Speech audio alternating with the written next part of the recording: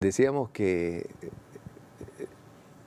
la misión de la iglesia, entre otras cosas, es anunciar la misericordia, vivir de misericordia, actuar de misericordia, y como un ejemplo de esto, en la iglesia naciente, que nos presenta el testimonio de los Hechos de los Apóstoles, vemos que después de la ascensión de nuestro Señor Jesucristo, después de Pentecostés, cuando la iglesia comienza a crecer, cuantitativamente, los apóstoles ven que el trabajo se multiplica y se reúnen y dicen: no está bien que nosotros dejemos de estar anunciando el Evangelio y la oración para dedicarnos al servicio de la caridad, y conviene que elijamos a hombres sabios, prudentes para este servicio. Y eligieron entonces aquellos famosos 7 diáconos. ¿Por qué lo hicieron? Porque veían la necesidad de atender sobre todo a las viudas y a los pobres. Entonces, aquí Jesús les había impreso en el corazón a ellos la compasión ante las necesidades de los demás. Esto es un dato histórico. O sea, un cristiano que no tiene compasión hacia el que sufre, no está viviendo su fe cristiana. Y también es un error, ¿verdad?, de que nuestra solidaridad y nuestra compasión vayan dirigidos solo a aquel que profesa nuestra fe o nuestra iglesia. Eso también es un error. Miren ustedes el testimonio del Papa Francisco, que va a la isla de Lesbos, que está repleta de refugiados, a solidarizarse con el dolor de esta gente. La mayoría de ellos seguro no son cristianos, serán musulmanes, y el Papa va a su encuentro. Lo mismo hacía Madre Teresa de Calcuta. En la India, en muchos asilos de enfermos y de ancianos, la mayoría, en muchos casos, no eran cristianos, y Madre Teresa los socorría, no con el fin de hacer proselitismo, sino de compartir su vida con el necesitado. Entonces la iglesia desde sus orígenes piensa en el pobre y busca la manera de ayudar al pobre, de solidarizarse con el pobre. Una fe que no considere el servicio al pobre es una fe enclenque, es una fe vacía, una fe que le falta algo.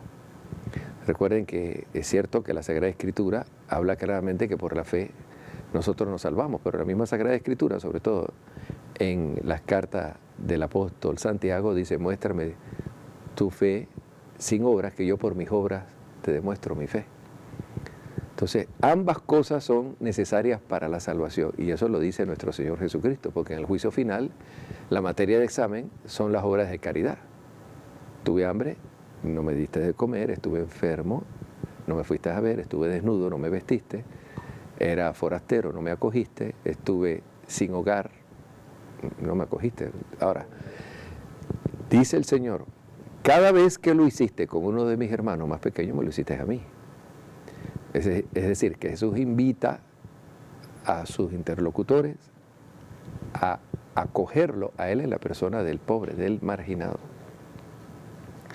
Nosotros los cristianos servimos al pobre desde la fe, no desde una ideología, desde la fe, desde las enseñanzas, el ejemplo de nuestro Señor Jesucristo. Entonces, desde el principio la iglesia sirve, la iglesia atiende a los necesitados. Pero en este año santo de la misericordia se nos está recordando la importancia de la caridad.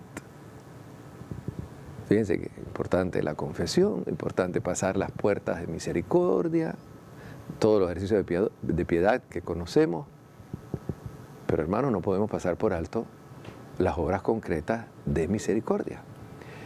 ¿Qué obras en concreto de misericordia yo estoy haciendo? Y fíjense que este elemento a veces no se considera cuando las personas van al sacramento de la confesión. Se preguntan si oí misa, si falté a misa, si tengo rencor hacia alguien. Todo eso está muy bien por caridad. Pero dentro de ese examen de conciencia hay que considerar, desde mi última confesión, a cuántos pobres he ayudado, con cuántos he compartido lo que yo tengo. Yo digo que en esto hay mucho egoísmo. Es más, el sistema capitalista en el que estamos, porque es un sistema predominantemente capitalista, nos impulsa, ¿no?, con su pensamiento, con su ideología, a pensar más en uno que en el otro. Y el Evangelio va por otro camino. El Evangelio nos enseña a pensar primero en el otro antes que en uno mismo. Para poder vivir de esa manera, queridos hermanos, hay que convertirse. Hay que cambiar de vida, hay que reconocer el error en el que estamos. Ahora, este año santo de la misericordia es una buena ocasión para examinar nuestra conciencia y cambiar de actitud. Ahora fíjense lo que nos dice la bula del Santo Padre Francisco al respecto sobre la misión de la Iglesia, en concreto sobre la misericordia. Y aquí la acción de misericordia cita el Papa Francisco la carta encíclica de San Juan Pablo II, Divisi Misericordia, número 13. La Iglesia vive una vida auténtica cuando profesa y proclama la misericordia. El atributo más estupendo del Creador y del Redentor, y cuando acerca a los hombres a las fuentes de la misericordia del Salvador, de las que es depositaria y dispensadora. Fíjense que aquí prácticamente San Juan Pablo II está como citando una frase del diario de Santa María Faustina Kowalska, cuando ella atestigua que Jesús le dice que el atributo más grande del Creador es la misericordia. Y aquí lo pone prácticamente textual. Entonces, vive una vida auténtica cuando profesa y proclama la misericordia. Hay que anunciar la misericordia. Hay que ejercer la misericordia. La misericordia debe estar al centro de nuestra predicación, en la catequesis, en la homilía, en las reflexiones, en los pequeños grupos de compartir, en los grupos de oración, en los ecos de la palabra, sobre todo en este año. Dice el número 12, la bula de nuestro querido Papa Francisco: la Iglesia tiene la misión de anunciar la misericordia de Dios, corazón palpitante del Evangelio, que por su medio debe alcanzar la mente y el corazón de toda persona. Y yo creo que en esto, pienso yo, que hemos fallado, queridos amigos. Quizás en otras épocas no lo hemos hecho y estamos pagando las consecuencias de esto. En la iglesia, por ejemplo, nos quejamos de la falta de solidaridad. ¿Pero por qué? Bueno, quizás porque nosotros como pastores no le enseñamos a los fieles la importancia de compartir. Y aquí quiero poner un ejemplo, ¿no? A mí me ha tocado trabajar pastoralmente en Italia. Cuando fui a estudiar en Italia, por los años 92, 93, 94 y luego en el 2005, una de las cosas que siempre me llamó la atención es el espíritu de altruismo que tienen los católicos italianos. No han acabado de conocer una persona cuando ya le están ofreciendo dinero para sus gastos, le están ofreciendo bienes comestibles, cuando ya los están invitando a su casa para compartir, sea en el norte, sea en el sur, sea en Lazio, sea en Perugia, sea en Milán. Inclusive, y voy a poner un ejemplo de esto, ¿no? Radio María, que nace en Italia, se extendió rápidamente en el mundo entero gracias a las donaciones de los italianos. Ahí no hubo ninguna empresa, y a mí me consta, porque estuve 10 años vinculado a Radio María, inclusive conociendo al fundador, Padre Livio, amigo mío, y Emanuel Ferrario, el presidente a nivel mundial. Estuve trabajando con ellos en la fundación de varias Radios Marías de América. Y estuve en varios congresos y conozco de la voz primaria, ¿verdad?, que las recaudaciones que se reciben de Radio María Italia vienen de los italianos, de ninguna empresa, de ninguna institución, sino de la gente sencilla que van y dan su donativo. Entonces, la gente amaba la radio, quería la radio, así la radio se pudo expandir y la radio ayudaba a otros países para que iniciaran también las transmisiones.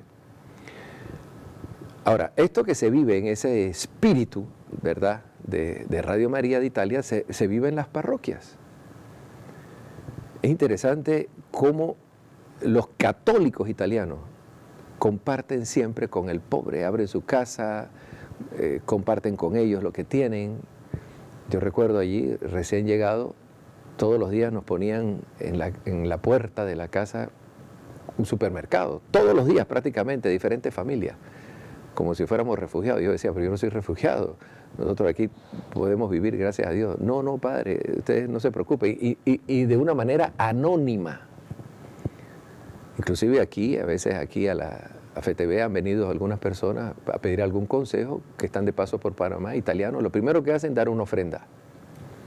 Lo primero, ya nos ha pasado varias veces. Oiga, y yo no he visto eso en ningún panameño. Y quizás se ofenden con lo que estoy diciendo. Es muy raro. Más bien tienen que ser personas conocidas de uno, pero uno que uno no conoce, yo no lo he visto. Conocido sí, pero es la mentalidad. Y por eso yo he dicho varias veces, y a algunos a lo mejor les molestará, pero es mi experiencia. Y Dios me ha permitido, en estos años que tengo de vida sacerdotal, conocer varios países, visitar varios países, y me he dado cuenta que el panameño es duro a nivel económico, piensa para sí mismo, resolver sus necesidades. Las cosas cambiaron, y lo digo por mi experiencia pastoral en la época, en los últimos años de la denominada dictadura. Qué espíritu tan lindo de solidaridad vivíamos. Todo el mundo compartía, todo el mundo pensaba en el dolor y en el sufrimiento de otro. Yo estaba viviendo en ese tiempo un verdadero Pentecostés. Prácticamente se vivía aquello de los Hechos de los Apóstoles, no había ningún necesitado, porque todos compartíamos todo. Pasó la crisis, a los pocos años, 2, 3, 4, 5 años, volvimos a este espíritu del egoísmo. Yo no tengo nada que ver con el sufrimiento de los demás son pobres porque ellos tienen vicios, son alcohólicos, son unos irresponsables, juzgamos, criticamos. Qué difícil compartir, queridos hermanos, qué difícil. Y yo le he dicho muchas veces, en Panamá no hay necesidad de hacer una campaña de promoción arquidiocesana, de tener unos 20.000 voluntarios en la calle poniendo latas, aguantando sol, lluvia. ¿Y por qué se da esto? Bueno, porque el panameño católico no es responsable, y no solamente el católico, porque lo mismo pasa entre los cristianos no católicos. Lo mismo. Qué difícil eso en la cultura y el pensamiento de Dios, de lo del diezmo. Difícil, difícil. Cuesta. Pero es que estamos en un medio ambiente muy egoísta, con una cultura del juegavivo, del pensar cada uno en hacer negocio para sí, para vivir mejor. El cielo ve esto, lo ve. Fíjense, las personas que más necesidad confrontan son los que más ayudan siempre. Y se lo digo por el hecho de trabajar yo en Radio María por tantos años. Yo veía que las donaciones que llegaban a Radio María, en su mayoría, eran de las personas pobres, necesitadas. Los que más tenían buscaban razones para justificar el no aportar. No, ellos tienen medios, no, ellos buscarán la forma, no, ellos tienen actividades, no, ellos no controlan el dinero, lo gastan y lo invierten en otras cosas. Yo cuántas cosas no he escuchado en que se juzga a los sacerdotes, se juzga a la arquidiócesis. ¿Y por qué? Por esta mentalidad egoísta, narcisista, capitalista, falta de compartir, falta de solidaridad con la necesidad de los demás. Dios lo ve todo, querido hermano. Dios lo ve todo. Y dice Jesucristo que cuando uno dé ofrenda, la mano derecha no tiene que ver, lo que hace la mano izquierda no tiene que darse cuenta de lo que hace la derecha. ¿Por qué?